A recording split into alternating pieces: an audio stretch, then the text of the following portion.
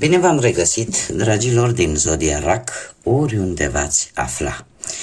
Bine ați venit tuturor pe canalul meu, Tarot Flori de Loto. Numele meu este Nina, pentru cei care nu mă cunosc, și ca de obicei mă bucur să vă am alături, atât pe dragii mei abonați, cărora trebuie să le mulțumesc din suflet pentru răbdarea pe care au avut-o în tot acest timp. Se mai întâmplă din când în când să lipsesc pe o anumită perioadă de timp. Oricum, mii de mulțumiri tuturor celor care au avut răbdare și, de asemenea, bun venit și celor care poate sunteți pentru prima oară aici pe canal. Azi voi face o lectură atemporală care nu are o limită de timp, o lectură pe care voi să o puteți urmări oricând doriți sau atunci când apare în viața voastră. Desigur, dragii mei, nu trebuie să uitați un lucru important, că voi sunteți cei care vă construiți propriul viitor. Așa că vă rog din suflet să luați decât acele mesaje care rezonează cu voi, iar restul lăsați-le să zboare în univers, pentru că sigur sunt pentru alte energii, alte persoane care într-o mai mică sau mai mare măsură au o legătură cu Zodia Rac. Așa că, dragii mei, haideți să vedem care este energia voastră, care este energia dragilor mei din Zodia Rac în momentul în care voi urmăriți această lectură. Voi lăsa prima carte, s-au întors mai multe, dar voi lăsa decât prima carte. Și avem dama cu un ou din pădure și ne vorbește de o înțelepciune veche. Avem numărul 31, care printr-o reducere pitagorică ne dă un 4, care ne vorbește de acea necesitate pe care posibil unii dintre voi să o aveți de a face ordine, poate într-o anumită situație, de a face ordine pur și simplu în viața voastră. Ne vorbește de răbdare, ne vorbește de a planifica, a te devota unui anumit lucru, de a vedea rezultate vizibile, da? De a căuta răspunsuri. De asemenea, ne vorbește și de protecție și de acea dorință de a avea o anumită stabilitate într-o anumită parte a vieții. Da, apare nevoia de organizare. Cartea în sine, această doamnă cu oul din pădure, așa se numește această carte, îmi spune că e posibil ca unii dintre voi să fi descoperit în ultima vreme anumite abilități speciale. Unii dintre voi ați început să căutați mai în detaliu și să vă dați seama că de fapt aveți lucruri importante cărora nu le-ați dat sau nu le-ați acordat atenție. Totuși, e bine ca toate aceste descoperiri pe care voi le-ați făcut în ultima vreme să le țineți deocamdată pentru voi. Adică, cu alte cuvinte, nu le faceți publice. Pentru că e posibil ca mai târziu toate aceste abilități, toate aceste lucruri atât de speciale pe care voi le-ați descoperit în ultima perioadă să vă poată ajuta. Bun, haideți să vedem ce ne spune tarotul. Ce ne spune tarotul despre dragii mei din Rac pe partea asta a muncii, și avem un cavaler de cupe. Dragilor, aici puteți fi chiar voi. Ce îmi spune acest cavaler de cupe? Păi îmi spune că aveți proiecte pe care le-ați început cu ceva timp în urmă, proiecte care evoluează, este adevărat, destul de încet, dar, din câte văd eu aici, destul de promițător. Unii dintre voi lucrați de multă vreme în a putea avansa în carieră, la muncă, în general în viața voastră profesională. Căutați să avansați, să urcați mai sus pe scara ierarhică, și alții poate ați avut șansa să aveți mai multe oferte de muncă, poate, în care ați încercat să găsiți, să rămâneți decât cu acele oferte care sunt destul de avantajoase și destul de ferme pentru voi. În prezent avem un paș de cupe de data aceasta. Un paș de cupe care e un purtător de vești. Se pare că o veste destul de bună, în care lucrurile se pot îmbunătăți, poate vreun apel important, în urma poate a unui interviu, sau poate că ai primit vestea că în curând poți semna poate un contract, o înțelegere, o asociere, de ce nu? Iar asta va duce cu sine, după cum bine vedem, la cartea, la arcanul major care pe voi vă caracterizează, cartea voastră, dar carul este arcanul vostru major, care ne vorbește de hotărâre, ne vorbește de o voință foarte puternică, dar în același timp ne vorbește de victorie. E posibil ca unii dintre voi chiar să fie tentați să schimbe locul de muncă sau să schimbe locul de muncă din punct de vedere geografic și să luați o hotărâre foarte radicală, dar în același timp cu o foarte mare putere de convingere și cu o voință extraordinară de a reuși. Deci îmi apare efectiv o reușită, o victorie, tocmai pentru că în următoarea perioadă voi veți fi foarte deciși, veți ști exact unde trebuie să punctați, unde trebuie să luptați, în așa fel încât lucrurile să iasă în favoarea voastră. Haideți să vedem cu bănuții cum stați, dragilor.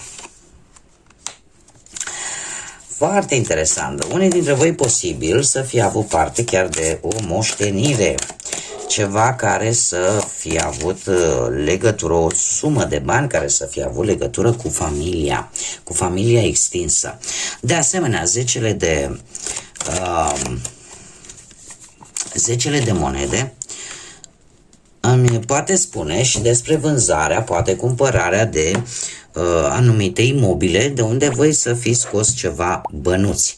În prezent avem un 8 de bâte care îmi vorbește despre foarte multă activitate, o conversație, o comunicare foarte rapidă, de lucruri care se desfășoară foarte rapid. Se pare că situația materială la voi este în creștere și asta tocmai datorită unor decizii pe care bine le-am văzut aici, unor decizii corecte, unor decizii în care ți-ai dat seama probabil, domne, nu vreau să cheltui bani, nu știu, pe lucruri fără importanță, da? Dar lucrurile astea cumva se desfășoară foarte rapid, au o viteză a lor. 4 de spade pe partea banilor îmi spune că în viitorul apropiat e posibil să trebuiască ori să cheltuiți o anumită sumă de bani pentru propria voastră sănătate, iar asta să zicem că nu va fi ceva extraordinar, da? Acum nu trebuie să vă speriați, pentru că e o chestie de scurtă durată, nu va dura mult. Sau e posibil să apară un mic blocaj, dar de asemenea care nu va dura. 4 de spade în general ne vorbește de o pauză sau de posibil o perioadă de timp relativ ușor dificilă, da? Dar nu, cum să spun eu, nu este pe termen lung. Deci e posibil într-adevăr să apară și un mic blocaj financiar în următoarea perioadă, dar nu este ceva de netrecut. Cum bine v-am spus, ori poate veți simți nevoia, nu știu, dacă nu e vorba de o mică problemă de sănătate pe care va trebui să o rezolvați, e posibil să ziceți, dom'le, știi, uite, n-am cheltuit până acum, dar uite, vreau să-mi iau o vacanță. Simt nevoia să mă odihnesc, vreau să-mi iau o vacanță și veți cheltui, să zicem, o anumită sumă de bani strict pentru odihna voastră, pentru starea voastră de bine. Dar nu e ca și cum banii pe care îi veți cheltui vă va duce la faliment. Nu. E posibil ca să-i repuneți la loc să mai trebuiască să trageți un picuț de timp. Mergem mai departe. Haideți să vedem în dragoste pentru cei care sunteți deja aflați într-o relație. Cei care sunteți într-o relație, avem aici o zodie de pământ de data aceasta. Avem Taur, Fecioară sau Capricorn. Posibil să fie vorba chiar poate de perechea voastră, da, pentru cine rezonează acest lucru, dar acest cavaler de monede îmi spune că în dragoste pentru cei care sunteți într-o pereche, se pare că ați lucrat destul de mult împreună, în așa fel încât relația voastră să funcționeze. Probabil că cine este în viața voastră e o persoană destul de meticuloasă, care are foarte multă răbdare și probabil și vreun comportament este destul de responsabil. În prezent avem un 6 de bâte care mie îmi spune că îmbunătățirile în relația voastră deja au apărut, iar unii dintre voi aș zice că chiar vă pregătiți data nunții. Chiar pregătiți, ca să zic așa, oficializarea, sper că am pronunțat bine să nu zic vreo tâmpenie, căsătoriei voastre. Într-un viitor apropiat avem roata norocului, care nu poate să vină cu astfel de cărți decât cu vești bune. Roata norocului îmi spune că schimbări benefice vin în viața voastră amoroasă pentru cei care sunteți într-o relație și din câte văd aici, eu aș spune că găsiți acel punct comun care să vă unească. Sunt lucruri care le veți sau mai bine zis, unii dintre voi care aveți o relație și poate chiar sunteți căsătoriți de ceva vreme, veți găsi acele puncte comune, le redescoperiți, alții le veți descoperi pentru prima oară, iar asta nu va face decât relația să meargă pe un făgaș pozitiv, da? Schimbări pozitive foarte bune, dar cred că singura specificație pe care aș vrea să o fac este aceea că aceste schimbări cumva sunt aduse de către destin, sunt aduse de către divinitate, de către univers, de către ce, depinde de în ce credeți fiecare, sunt aduse cumva la momentul oportun, cumva ele trebuiau să vină. Poate atât pentru voi cât și pentru persoana de lângă voi.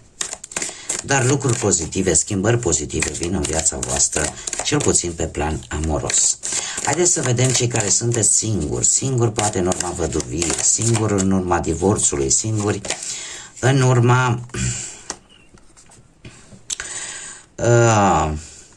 poate a despărțirii, a separării, sau poate pur și simplu a faptului că nu ați reușit voi să vă găsiți până acum jumătatea. Dragilor, voi cu acest 10 de cupe, în trecutul nu foarte îndepărtat, ați avut o perioadă în care o relație destul de importantă a avut loc, sau ați avut-o în viața voastră. Îndrăgostiții, nu știu dacă zodia Gemeni vă spune ceva sau zodia Capricorn, îndrăgostiți în prezent îmi spun că există atracție, că există, cum să spun eu, încă există o anumită comunicare. Dar în mod special, în acest moment, unii dintre voi sunteți dispuși să faceți un compromis vis-a-vis, și aici mare atenție, vis-a-vis posibil de vreun fost sau de vreo fostă, de o persoană din trecutul vostru, de care ori voi ați rămas încă legați, ori poate respectiva persoană a rămas legată de voi, sau poate e o chestie reciprocă. Dar în acest moment, mie această carte îmi spune că voi trebuie să luați o decizie importantă care într-adevăr poate implica și un compromis cu cineva din trecutul vostru. Ce vă rezervă viitorul apropiat, dragilor? Avem diavolul. Se pare că, și aici trebuie să fac anumite specificații, în dragoste, această carte de care toată lumea fuge, îmi vorbește de o anumită, îmi poate vorbi de mai multe lucruri. Și anume, că e posibil ca atracția, cum să spun, să existe între voi. Ori din partea voastră, ori din partea persoanei voastre de interes. Să existe o atracție pasională mai mult. Da? De ordin sexual, de ordin pasional. Dar totuși, cam atât. Cum de asemenea, mai poate să ne vorbească de o anumită dependență. De o anumită dependență, ori voi față de respectiva persoană, ori persoana respectivă față de voi. E ca și cum ai spune, eu nu pot trăi fără X, fără Y. De acea senzație că nu există altcineva mai bun decât X și Y, indiferent de care parte a baricadei vă aflați. Acum, cred că acesta este de fapt compromisul pe care voi va trebui să vi-l asumați. Acum fiecare adaptează în funcție de situația în care se află. Dacă sunteți dispuși, oricum, indiferent cum, atracție fizică există. Ce nu-mi spune această carte, decât aici mi-apare chiar într-un trecut nu foarte îndepărtat, în care într-adevăr iubire, sentimente, emoții au existat cu acest 10. Și e posibil ca unii dintre voi chiar să aveți și poate copii împreună. Dar în acest moment apare, voi trebuie să acceptați, acum trebuie să mai vă spun un lucru. Diavolul poate însemna mai multe lucruri, cum v-am mai spus încă de la început. Poate însemna dependență atât de oameni, cât dependență de alcool, dependență de sex, dependență de tot ce e lumesc. Și dacă voi trebuie să luați acest compromis, probabil că e legat de strict de o anumită dependență. Dacă voi sunteți dispuși să mai acceptați acest fel de dependență sau nu. Dar eu trebuie să vă spun că dependența va mai exista. Cel puțin în viitorul apropiat. Haideți să vedem care este sfatul pentru voi, mesajul vostru, dragilor, din RAC pentru următoarea perioadă.